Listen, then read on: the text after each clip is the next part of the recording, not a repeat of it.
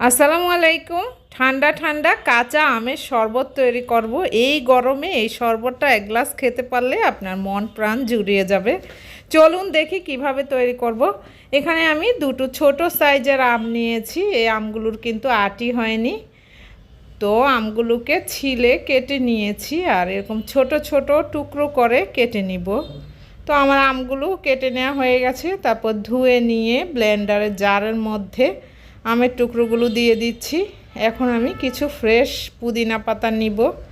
পুদিনাগুলো দিয়ে দিচ্ছি। এখানে 1 টেবিল চামচ পরিমাণ হবে পুদিনা পাতা।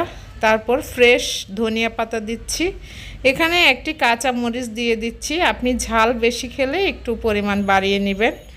লবণ, বিট লবণ দিয়ে দিচ্ছি। ভাজা জিরার গুঁড়া দিয়ে দিচ্ছি চিনি। সামান্য পানি দিয়ে খুব ভালোভাবে ব্লেন্ড করে নিব। তো ব্লেন্ড করে নেওয়া হয়ে গেছে। দেখুন মিশ্রণটি কিন্তু এরকম হয়েছে। এই মিশ্রণটি এখন আপনি ডিপ ফ্রিজে রেখে সংরক্ষণ করে খেতে পারবেন।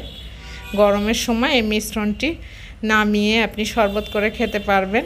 এখন দুটো গ্লাসের মধ্যে মিশ্রণটাকে নিয়ে নিচ্ছি আর 2 টুকরো করে বরফ দিয়ে দিচ্ছি। ঠান্ডা পানি ঢেলে দিচ্ছি আর খুব ভালোভাবে নেড়ে তৈরি করে নিলাম কাঁচা আমের শরবত। এই গরমে ঠান্ডা ঠান্ডা 1 গ্লাস এই শরবত খেলে